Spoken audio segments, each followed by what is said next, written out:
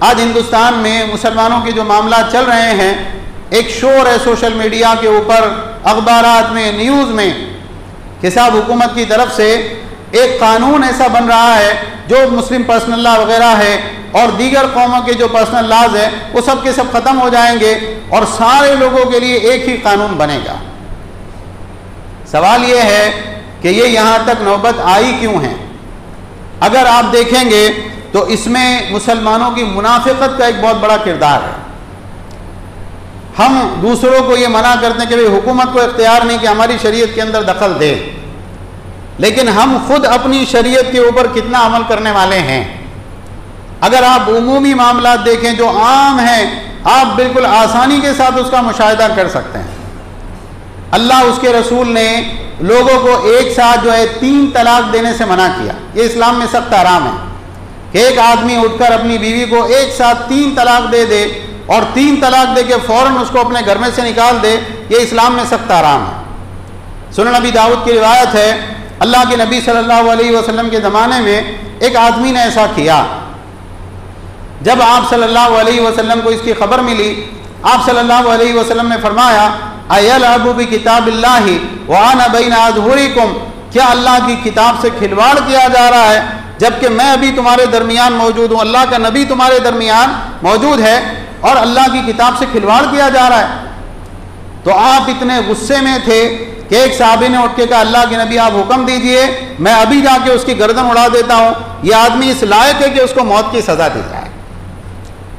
ہمارے معاشرے میں جتنے طلاق کے واقعات ہوتے ہیں، آپ اکثر واقعات کو دیکھیے، 99% واقعات کو اگر آپ دیکھیں نا تو آپ کو یہ چیز ملے گی، کتنی بار طلاق دیے؟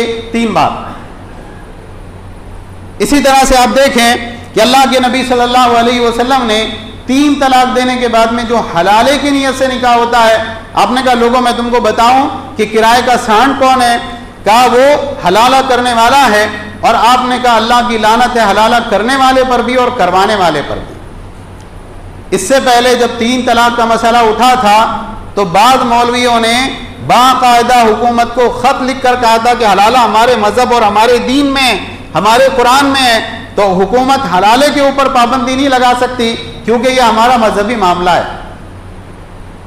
اسی طرح سے آپ دیکھیں کہ وراثت کے اندر اپنے بہن بھائیوں کا حصہ کھا جانا، گورنمنٹ کیا کرے گی؟ قانون بنائے گی کہ بیٹے کو جتنا حصہ ملتا ہے بیٹی کو بھی اتنا حصہ ملنا چاہیے۔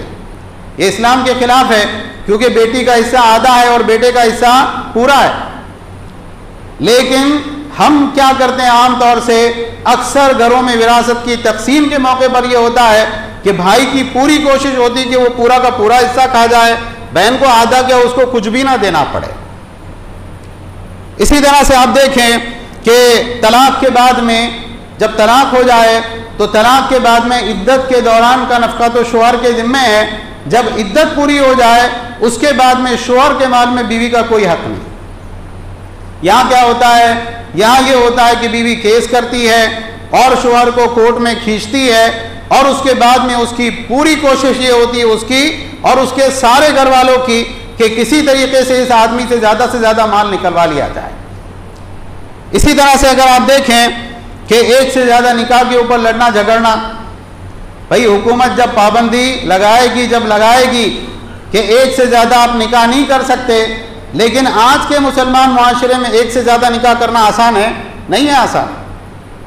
اگر کوئی آدمی ایک بیوی کے ہوتے ہوئے دوسری بیوی سے لے آئے، دوسری جگہ نکاح کر لے، تو اس کی شہرت لوگوں کے بیچ میں کیسے ہوتی ہے؟ بڑا عیاش آدمی ہے، اس نے کیا کیا؟ دوسری شادی کی ہے۔ اور پہلی بیوی کے گھر والے رشتہ دار پورا زور لگاتے ہیں کہ مار پیٹ کر بھی یہ مسئلہ حل کرنا پڑے تو کسی طریقے سے دوسری بیوی کو طلاق دلوائی جائے اور یہ آدمی صرف اپنی ایک بیوی کے ساتھ زندگی گزارے۔ تو بہت ساری چیزیں جو شریعت میں ہیں، حلال و حرام کے تعلق سے کلیئر احکام ہیں۔ قرآن میں ہے فَانْكِحُوا مَا طَابَ لَكُم مِّنَ النِّسَاءِ مَثْنَىٰ وَثُلَاثَ وَرُبَاعَ۔ اللہ تعالیٰ کہہ رہا ہے تم کو جو عورتیں پسند ہیں 2 3 4 عورتوں سے تم نکاح کر سکتے ہو۔ تو جو چیزیں اللہ نے کلیئر قرآن میں حلال کی ہے، مسلمان آج اس کو حلال سمجھنے کے لیے تیار نہیں، اور مسلمانوں کو شکایت کیا ہے؟ حکومت ہمارے مذہبی معاملات کے اندر دخل دے رہی ہے۔ اسی طرح سے آپ دیکھیں بیواؤں کا نکاح نہیں کرنا، اور اگر دوسرا نکاح ہو رہا ہے کسی عورت کا تو اس کو اپنے بچوں سے الگ کر دینا، اسی طریقے سے سودی معاملات کھلا انجام دینا، اور علل اعلان میوزک گانا بجانا کرنا، یہاں تک کہ مساجد کے سامنے گانا بجانا، یہ ساری چیزیں ہیں جو آج مسلمانوں کے درمیان میں عام ہیں۔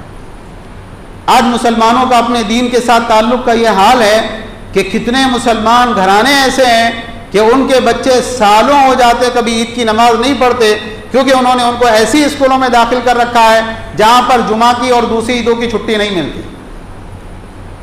تو یہ بات یاد رکھیں کہ اگر آپ اللہ کی شریعت پر چلنے میں مخلص ہیں، اگر آپ کی یہ نیت ہے کہ نہیں ہم کو اللہ کی شریعت کی پابندی کرنا ہے، تو اگر دوسرا کوئی عمل دخل دے گا بھی تو اللہ کی مدد آئے گی، اللہ تعالیٰ آپ کو چھٹکارا دلائے گا۔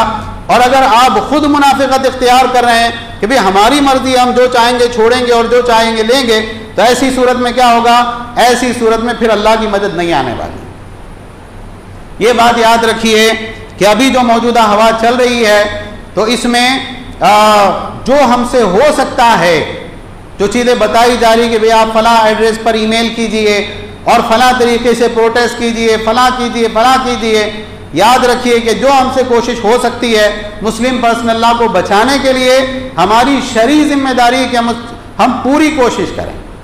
دنیا کا نظام اللہ تعالیٰ نے یہ بنایا ہے کہ دنیا کے اندر بغیر کوشش کے، بغیر کسی محنت کے نبی کو بھی کچھ نہیں ملتا۔ نبی کو بھی اللہ کے دین کو دنیا میں غالب کرنے کے لیے بہت کچھ دنیا کے اندر محنت کرنی پڑی۔ تو جو ہو سکتا ہے کریں۔ اس کے علاوہ یہ ہے کہ اللہ تعالیٰ سے خوب دعائیں کریں، اس لیے کہ دعا کے اندر وہ تاثیر ہے۔ بعض مرتبہ اللہ تعالیٰ کسی ایک کی دعا قبول کر کے پوری قوم کی حالت کو بدل دیتا ہے۔ اور ساتھ میں یہ کریں کہ ہم اپنے آپ کو مخلص بنائیں، اللہ کی شریعت کی مکمل پابندی کریں۔ یاد رکھیں اللہ تعالیٰ نے قرآن کریم میں کہا ہے یہود کے بارے میں خطاب کرتے ہوئے، افتؤمنون ببعض الکتاب وتکفرون ببعض، یہودیوں سے اللہ نے خطاب کیا، کہا تم اللہ کی کتاب کے بعض حصے کو مانتے ہو اور بعض حصے کا انکار کرتے ہو۔ فرمایا کہ جو کوئی ایسا کرتا ہے تو اس کا بدلہ صرف یہ ہے کہ وہ دنیا میں ذلیل ہوگا اور آخرت میں اللہ تعالیٰ اس کو دردناک عذاب دے گا۔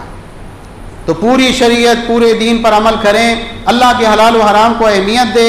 جو چیز حرام ہے یہ سمجھنا چاہیے کہ اس کے بعد میں ایک مسلمان کا اس سے کوئی تعلق ہونا ہی نہیں چاہیے۔ اللہ تعالیٰ ہم سب کو کہنے سننے سے زیادہ عمل کی توفیق عطا فرمائے۔ ساری دنیا کے اندر جہاں جہاں مسلمان پریشان حال ہے، اے اللہ ان کی پریشانیوں کو دور فرما۔ جو مسلمان مقروض ہیں اللہ ان کے قرضے ادا فرما۔ جو مسلمان بیمار ہیں اللہ ان کو شفائے کاملہ عاجلہ عطا فرما۔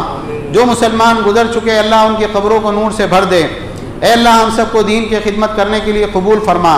موجودہ دور کے جو فتنے آ رہے ہیں اللہ ہم سب کی حفاظت فرما۔ اے اللہ ہم سب کو 5 وقتہ نمازوں کی پابندی کی توفیق عطا فرما۔ ہم سب کو قرآن مجید کی تلاوت کی توفیق نصیب فرما۔ حرمین شریفین کی زیارت نصیب فرما۔ جب تک زندہ رکھ اسلام اور ایمان پر زندہ رکھ، اور اسلام اور ایمان ہی کی حالت میں ہم کو وفات عطا فرما۔ آمین وآخر دعوانا ان الحمد للہ رب العالمین۔